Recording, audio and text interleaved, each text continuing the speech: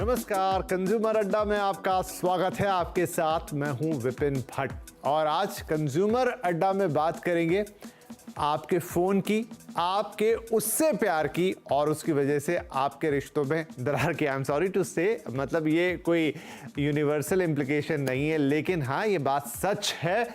वक्त वक्त पे बात सामने आती रहती है। इनफैक्ट अगर हम ईमानदारी से बात करें तो हम सब अपने जीवन में इसको इन दिनों काफ़ी ज़्यादा फील कर रहे हैं कि फ़ोन जो है वो कुछ ज़्यादा ही पर्सनल हो गया है। इतना ज़्यादा कि उसने हमारे जो दूसरे रिश्ते हैं जीवन में, चाहे क्लोज हों चाहे थोड़े दूर के हों या जैसे भी हों, वो थोड़े से ख़राब कर दिए हैं। क्यों? क्योंकि उन रिश्तों के बीच में फ़ोन आ जाता है। एक बहुत ही कॉमन सा साइट है कि 4 दोस्त बैठे हैं, 4 परिवार के लोग बैठे हैं, लेकिन सब अपने अपने मोबाइल में लगे हैं। इससे तो कोई इनकार नहीं कर सकता। लेकिन अब तो रिपोर्ट्स भी हैं जो इसकी तस्दीक करती हैं कि हाँ भाई ऐसा हो रहा है और इतना ज़्यादा हो रहा है कि इससे प्रॉब्लम्स शुरू हो गए हैं। तो आज इसी पर फोकस करेंगे, थोड़ा समझने की कोशिश करेंगे। वैसे तो बड़ा आम सा टॉपिक है, बड़ी आम सी बात है, लेकिन जब गहराई में जाएंगे तो पता लगेगा कि समस्या तो है। तो आइए पहले आपको एक रिपोर्ट दिखाते हैं और ये रिपोर्ट क्या कहती है। अच्छा, इंटरेस्टिंग ये है कि रिपोर्ट तैयार की है साइबर मीडिया और वीवो ने। वीवो वही कंपनी है जो फोन्स बनाती है। वो ये कहते हैं कि स्मार्टफोन से रिश्तों पर असर पड़ रहा है। अब उन्होंने अलग लोगों पर सर्वे किया, उनसे सवाल पूछे कि फोन का रिश्तों पर नेगेटिव असर कितना है। 88% लोगों ने माना कि हाँ भाई फोन का उनके रिश्तों पर खराब, बुरा, नेगेटिव असर पड़ रहा है। फोन से अलग नहीं रह पाते, मतलब उनको फोन हमेशा चाहिए। अलग कर दो तो थोड़ी बेचैनी सी महसूस होती है। 84%, बड़ा परसेंटेज है जो लोग कह रहे हैं कि वो अपने फोन से अलग नहीं रह पाते हैं। इसके अलावा पार्टनर से फोन को लेकर शिकायत सुनी है 73%। मतलब अगर हस्बैंड है तो वाइफ, वाइफ है तो हस्बैंड, दोनों ने कहा है एक दूसरे को कि यार आप फोन पे ना ज्यादा रहते हो, थोड़ी प्रॉब्लम है। ये पार्टनर से शिकायत सुनने को मिलती है। 70% लोगों को पार्टनर के टोकने पर गुस्सा भी आ जाता है। अगर आपसे आपके पार्टनर ने कह दिया कि भाई आप बहुत फोन में इंगेज हैं, आप मुझ पर ध्यान नहीं दे रहे, तो शायद चिढ़ आती है, गुस्सा आता है कि यार ये क्या, मुझे क्यों टोका जा रहा है इस बात के लिए। और आगे क्या कहता है, फैमिली टाइम में भी फोन चलाते हैं 67%। मेरे ख्याल से ये परसेंटेज थोड़ा ज्यादा होना चाहिए, ज्यादातर लोग चलाते हैं, पर 67%। पार्टनर के सामने फोन में खो जाते हैं, 72% ये भी मान रहे हैं कि भाई पार्टनर बैठा है तो भी हम तो अपने फोन में लगे रहते हैं। फोन का इस्तेमाल कम करना चाहते हैं। देखिए 90% लोग कह रहे हैं कि हाँ वो करना, मतलब शायद लोग आइडेंटिफाई कर पा रहे हैं कि ये हो रहा है, लेकिन मजबूरी सी बन गई है, एडिक्शन सा हो गया है। 90% कह रहे हैं कि हाँ हम करना चाहते हैं इसका, लेकिन कर नहीं पा रहे हैं। और फोन रिलैक्स करने का जरिया है, 90% ये भी मानते हैं। हाँ इनफैक्ट आप खाना खा रहे हो, आप कुछ ऐसे ही बैठे हो कहीं, इनफैक्ट टॉयलेट में ही क्यों ना हो, इन दिनों फ़ोन हर जगह आपके साथ रहता है, कहीं आपको नहीं छोड़ता और लोगों को लगता है कि ये मेरा रिलैक्स करने का एक तरीका है। इसकी भी एक साइकोलॉजी आगे बात करेंगे। तो अब इस जो ये सब कुछ हो रहा है उसको एक टर्म दिया गया है जिसका नाम है टेक्नोफेरेंस और कहा गया रोमांस का किलर। अब करता क्या है ये टेक्नोफेरेंस? फोन का आपके रिलेशनशिप के बीच में आने पर होता क्या है, रिश्ते में टेक्नोलॉजी का जो इंटरफेरेंस है उसी को ये टेक्नोफेरेंस एक टर्म दिया गया है। डिवाइस पर हद से ज्यादा निर्भरता हो जाए किसी इंसान की, जो नो डाउट हमारी फोन पर हो चली है। पार्टनर में वास्तविक संवाद की कमी, हाँ साथ में बैठ के फिर भी दोनों लोग फोन चलाते हैं या सारे लोग फोन चलाते हैं। पार्टनर्स के बीच अटैचमेंट की कमी फोन की वजह से, काफी सारे लोग अभी आपने देखा सर्वे में ये बात मान रहे हैं। फिजिकल टच और इंटीमेसी की कमी, डेफिनेटली जब आप अपने फोन से ही इतना टच में रहेंगे तो पार्टनर पे कैसे ध्यान देंगे। और सोशल मीडिया से अपने रिश्ते की तुलना, ये एक बड़ा कॉम्प्लिकेटेड पॉइंट है, इसको भी डिस्कस करेंगे आगे। राइट, तो ये सारी चीजें हैं, टेक्नोफेरेंस इसे कहा जा रहा है और सरल भाषा में या आम भाषा में फोन आपके रिश्तों के बीच में दरार पैदा कर रहा है। तो चलिए जरा खुलकर बात करते हैं इस विषय पर। हमारे साथ कार्यक्रम में है एनएलपी और रिलेशनशिप कोच रिद्धिमा दुआ, साइबर साइकोलॉजिस्ट निराली भाटिया और पूर्व मिसेस इंडिया दीप्ति चाकू बंगेरा, जो इस तरह के तमाम इश्यूज पे काफी बोल्ड राय रखती हैं। तो दीप्ति, आपसे ही शुरू करते हैं एंड लेट मी नो, मैं पर्सनल तो नहीं हो जाऊंगा ये सवाल पूछते हुए, क्या आपको भी ये बात महसूस होती है अपने घर के अंदर कि फोन जो है आपके और आपके पार्टनर के बीच में आ जाता है कभी कभी?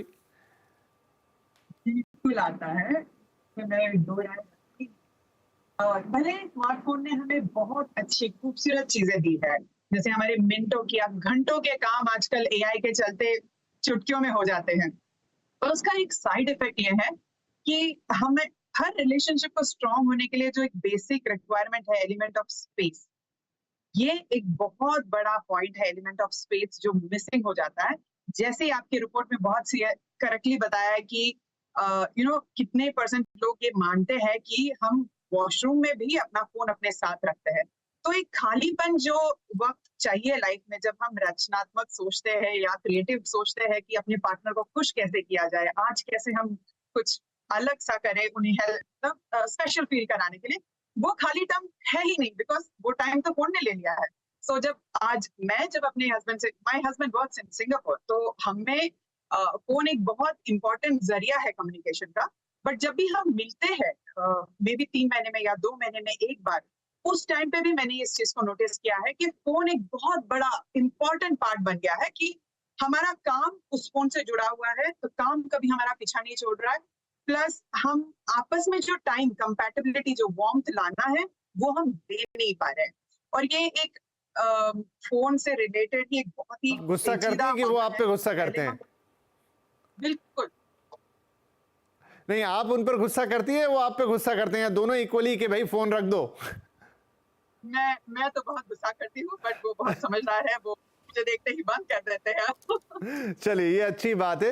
तो निराली, इस पूरी जो रिसर्च मैंने अभी बताई है, जो सर्वे था, उसमें एक इंटरेस्टिंग पॉइंट ये है कि 90% लोग मान रहे हैं ऑलमोस्ट कि वो समझते हैं इस चीज को कि ये हो रहा है, इससे छोड़ना भी चाहते हैं लेकिन छोड़ नहीं पा रहे। ऐसा क्यों? अब फोन बनाया ही ऐसा है, इट इज मोबाइल, वो हर जगह आपके साथ है। It tells you exactly what you want to listen. अगर आप कंपेयर करो एक पार्टनर और a phone, how difficult is it to leave a phone compare to a partner. Phone वही दिखाएगा जो आपको देखना है, वही बताएगा जो आपको सुनना है, तभी ही बोलेगा जब आपको उसे बोलने देना है। So it's very convenient device and it's not just the phone. Phone पे आप मल्टीपल चीजें जो करते हो, that is what makes it a little more addictive and a little more dependent उसके ऊपर। बहुत सारे समय जनरली वर्किंग आवर्स में, यस, जिनका काम फोन रिलेटेड नहीं होता है उनके पास नहीं होता है, तो वो अपने ट्रैवल के टाइम पे या जब थक गए हैं, जैसे सर्वे में भी बताया, रिलैक्सेशन के लिए भी फोन चाहिए। सो एंटरटेनमेंट भी हमारा यहाँ पर है। जब हमें दिमाग नहीं यूज करना है, we just want a mindless scrolling, तो ये वो भी प्रोवाइड कर देता है। एनी अदर इंटरैक्शन, हमें एक कॉग्निटिवली प्रेजेंट होना हम बहुत इंपॉर्टेंट एस्पेक्ट बन जाता है। आप अगर किसी इंसान से बात कर रहे हो तो you can't be lost, and वो अकेले अकेले बात करते जाए, वो भी एक कंप्लेन फैक्टर हो जाता है। But with the phone it's not like that. आप कोई भी ऐप खोल के देख लो, आप कुछ और भी कर सकते हो, मल्टीटास्किंग कर सकते हो, it is never going to complain. So ये बहुत सारे फैक्टर्स हैं जो इसे एक सुपर कंपेनियन बनाते जा रहे हैं आजकल, but of course it is coming with a price. तो नहीं, ये बात आप बिल्कुल सही कह रहे हैं कि एक कंपेनियन की तरह वो महसूस होने लगा है फोन, और जब भी आपको फुर्सत के कुछ क्षण मिलते हैं, फिर आप ये भूल जाते हैं कि आप किसके साथ हैं। आपको अपने पार्टनर के मुकाबले वो ज़्यादा बेहतर कंपेनियन लगता है। लेकिन रिद्धिमा, इस फ़ोन के अंदर कई चीज़ें, नो डाउट फ़ोन के अंदर बहुत सारे मोबाइल एप्लीकेशंस हैं जिन पे आप काम करते हैं, ये तो बात सही है। फ़ोन ने आपके काम को शायद थोड़ा बढ़ा दिया है, आपको मेल्स चेक करने के लिए हैंडी है, आपको व्हाट्सएप पे आजकल तो आधा काम चलता है ऑफिशियल भी कि भाई किसका क्या मैसेज आया, या और आपके काम है, बैंक के काम है। लेकिन काम हटा दीजिए तो फिर फ़ोन में बचता है सोशल मीडिया। तो अब क्या दो हिस्सों में अगर मैं बांट दूँ, एक तो काम हो गया, मुझे लगता है काम उतना इंगेज नहीं करता है, लेकिन जैसे ही आप सोशल मीडिया पे जाते, काम एडिक्टिव नहीं होगा। मान लीजिए आपको कोई बैंक का काम करना है, आपने वो ट्रांजैक्शन कर दी, उसके बाद आप उस ऐप पे नहीं रुकेंगे कि मैं देखूं जरा ऐप के अंदर और क्या नया आ गया है। लेकिन ये चीज़ जब आप सोशल मीडिया पे होते हैं, आप किसी फेसबुक पर हैं, आप यूट्यूब पर हैं, आप इंस्टाग्राम पर हैं, आप ट्विटर पे हैं, XYZ किसी पे भी हैं, तो आप बाहर नहीं आ पाते। क्या ये डिफरेंस है? बिल्कुल। सोशल मीडिया में जब कोई भी स्क्रॉलिंग करना शुरू करता है, so if you observe the touch receptors, they move very fast. वो बहुत जल्दी जल्दी जल्दी जल्दी जल्दी जल्दी, और कंटेंट हम कितने तेजी से कंज्यूम करते हैं। एंड कुछ लोग उसको ऐसे टच करके एंड स्क्रॉल करते हैं। हम लोग जब हम लोग ये कर रहे होते हैं, तब उस टाइम पे भी हमारे बॉडी में एक बायोकेमिकल रिएक्शन चल रहा होता है, which also creates stress of course. And ये एक एडिक्शन, एक आदत की तरह बन जाता है। हमारा विजुअल जिस तरीके से हम उसको देख रहे हैं, जिस तरीके से हम उसे सुन रहे हैं, जिस तरीके से हम उसे महसूस कर रहे हैं, धीरे-धीरे करके ये एक ऐसी आदत बन जाती है, कई लोगों की ऐसी आदत बन जाती है कि दे गेट लॉस्ट। तो मान लीजिए मैं आज सुबह एक प्रपोज़ल बना रही हूँ, कोई प्रोजेक्ट पे काम कर रही हूँ, कोई रीडिंग कर रही हूँ, कुछ क्रिएटिविटी कर रही हूँ, मैंने कुछ चीज़ लिखनी है और मैंने सिर्फ़ उसी लिए फ़ोन उठाया है। लेकिन एक क्लिक नोटिफ़िकेशन आया and if I do not have a control, मेरे अंदर वो कंट्रोल नहीं है कि मैं वहां नहीं प्रेस करूंगी, और मैंने वहां प्रेस कर दिया, किसी ने भी प्रेस किया, हम कंटिन्यूअसली उसको मूव करते हैं because there is a habit to it, it has been developed, and because of that habit वो कंजम्पशन ज्यादा होने लगा है। पहले शायद वो हैबिट उतनी नहीं थी, अब हमारी वो एक हैबिट बन गई है because we have repeated that pattern multiple times and ji, it definitely तो creates यहाँ पर निराली मुझे एक बात बताइए कि फिर कल्प्रिट फोन ना हो के हम कहें सोशल मीडिया तो ज्यादा सही रहेगा क्या? I would say that any content जो हमें एंटरटेन कर रहा है वो डेफिनेटली ज्यादा कल्प्रिट है, because humans are social beings. हमें वो एक सेंस ऑफ बिलोंगिंग देता है जब हम दूसरे इंसानों के बारे में कुछ देख रहे होते हैं। हमारी बहुत सारी आशाएं उनसे जुड़ी होती है, लाइक जैसे पहले सेलिब्रिटीज को देख के लोग वक्त बिताते थे, मैगजीन्स पढ़ते थे, अब सोशल मीडिया ने आम लोगों को भी सेलिब्रिटी बना दिया है। So the aspirational value has also change. तो this is also another factor कि ये रियलिटी लाइक लगने लगा है। पहले के टाइम पे हम विड्रॉ कर सकते थे कि हमें पता है यार हर कोई तो स्टार नहीं बन सकता, लेकिन टुडे दैट हैज चेंज्ड, और इस वजह से the content that is being produced वो हर किसी को ये I mean it makes you feel कि आप भी ये कर सकते हो, और ये आप भी के चक्कर में हम जो लगे रहते हैं we are continuously on to it. So it has made entertainment achievement बहुत इजी, ग्लैमराइजेशन बहुत इजी कर दिया है, ग्लोरीफाई करना भी बहुत इजी कर दिया है। सो वो एक उम्मीद कि someday I will also become viral, एक रिफ्लेक्टिव ग्लोरी में रहने की आदत की, हाँ मैं भी ऐसा या व्हाटएवर, मतलब आई थिंक ये सबके साथ अलग कुछ ऐसा सोचते होंगे। कुछ को सिर्फ एंटरटेनमेंट मिल रहा है, कुछ को वो रील्स देखने में मजा आ रहा है, एंड वो डिजाइन ही इसी तरीके से है कि आप उसको कंज्यूम करते जाएं करते जाएं करते जाएं। तो दीप्ति ये बताइए मुझे कि फिर इसके आगे क्या, मतलब देखिए पहले ऐसा नहीं कि पहले चीजें नहीं थी, मैगजीन्स वगैरह हुआ करती थी, रेडियो था, टीवी था, ये भी कोई कम एंगेजिंग, एक समय में लोग टीवी भी बहुत लत लग जाती थी टीवी देखने की, लेकिन ये फोन थोड़ा अलग ही एक किस्म के प्राणी है। मतलब ये आपको इतना ज्यादा घेर लेता है, काम उस पर, एंटरटेनमेंट उस पर, कि फिर आपके लिए बड़ा मुश्किल है सम टाइम कि आप किसी का भी ध्यान रख पाए, वो आपका पार्टनर हो, पेरेंट्स हो, बच्चा हो, फ्रेंड्स हो, ये कॉमन चीज हो गई है। मेरा ऐसा मानना है कि पहले एक टाइम था जब हम YouTube पे 15 मिनट की वीडियो कंफर्टेबली देख लेते थे। तब दैट वाज द टाइम जब हमने टीवी से मुंह मोड़ लिया और हम सोशल मीडिया की तरफ बढ़ रहे थे, अपना पहला कदम था। और जैसे वक्त गुजरा, एक टाइम आया 3 मिनट से ज्यादा वीडियो हम बर्दाश्त नहीं करते। अब ऐसा हो गया कि 30 सेकेंड्स के ऊपर का वीडियो हमें एक बोझ जैसा बन गया है। तो हमारा जो पैटर्न है of consumption of the content, जैसे निराली जी ने कहा, वो माइंडलेस जो स्कोरिंग करते हैं हम लोग, it is also coming up from N algorithm which is very beautifully designed mimicking the human psychology of consuming rumours. तो जैसे बता रही थी रिधिमा जी, जैसे सेलिब्रिटीज की लाइफ अब बहुत ही रियल लगने लगी है, क्योंकि अब हम उनकी लाइफ में ठीक से झांक सकते हैं। ये जो क्यूरियोसिटी है ह्यूमन ब्रेन का, उसे बहुत खूबसूरती से एक एल्गोरिदम में उतारा है, जिससे कि हम उससे ध्यान हटा नहीं पाते हैं।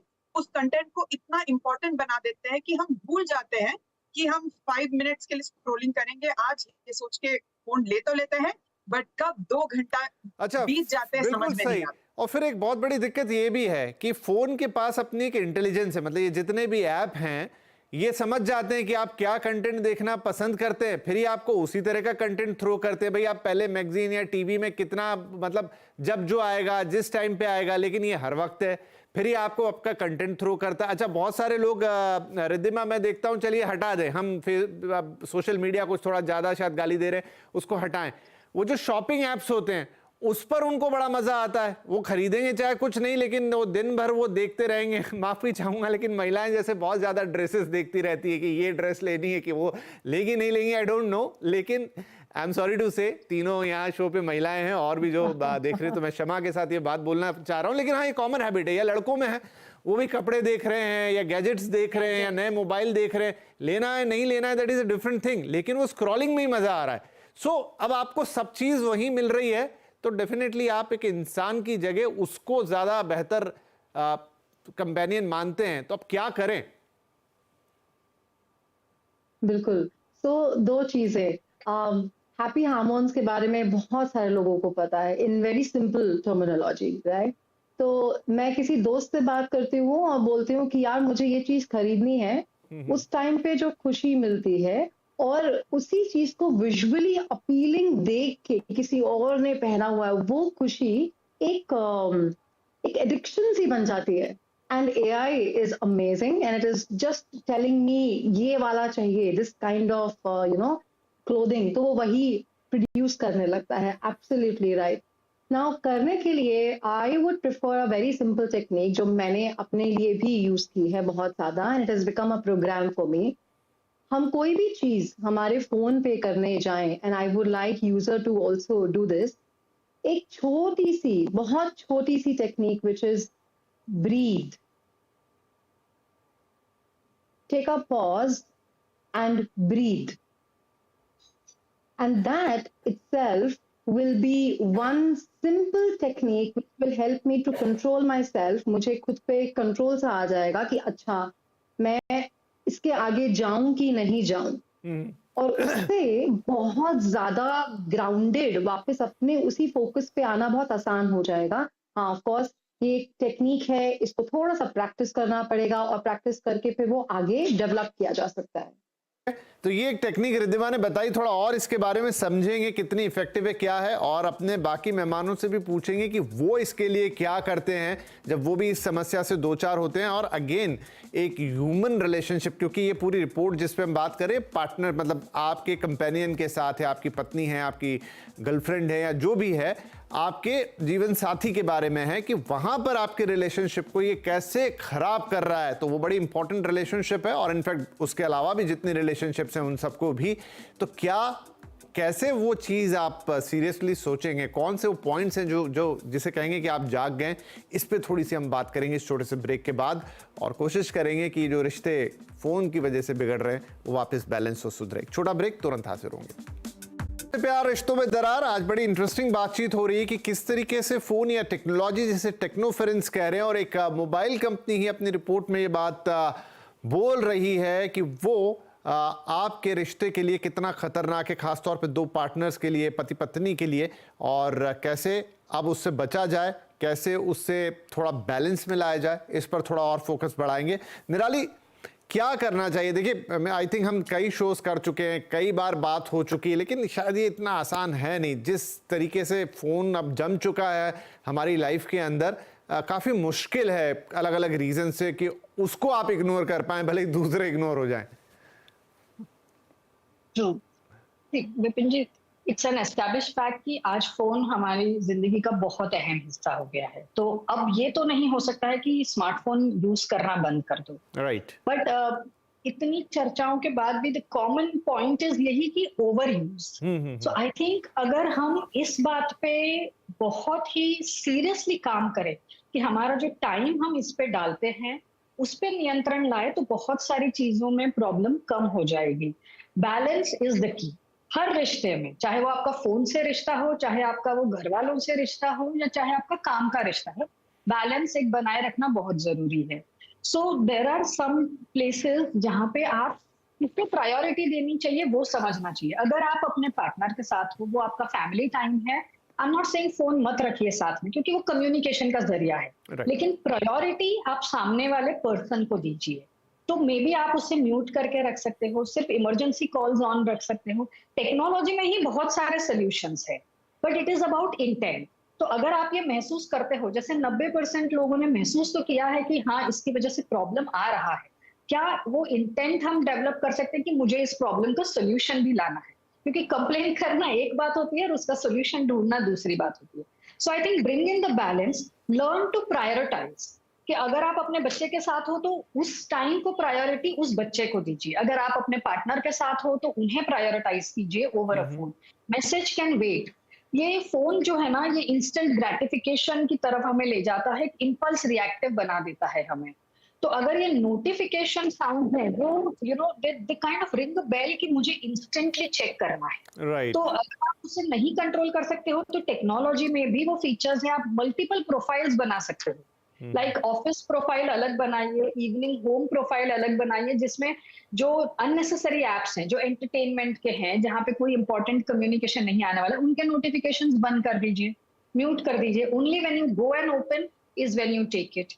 तो इस तरह से हम टेक्नोलॉजी में बहुत सारे सॉल्यूशन ढूंढ। टेक्नोलॉजी का जवाब टेक्नोलॉजी से ही दे सकते हैं। थोड़ा आपको अपने फ़ोन को और पहचानना होगा, आदर से उसका यूज़ करें, थोड़े और उसमें चीज़ों को इम्प्लीकेशन करें ताकि आप चीज़ों को रिस्ट्रिक्ट कर पाएँ। सही एकदम निराली जी बोल रही हैं कि आप उसमें भी एक पैटर्न बनाइए और थोड़ा सा प्रायोरिटाइज कीजिए चीज़ों को। Deepti, in the real life आप कैसे मैनेज करते हो इसको?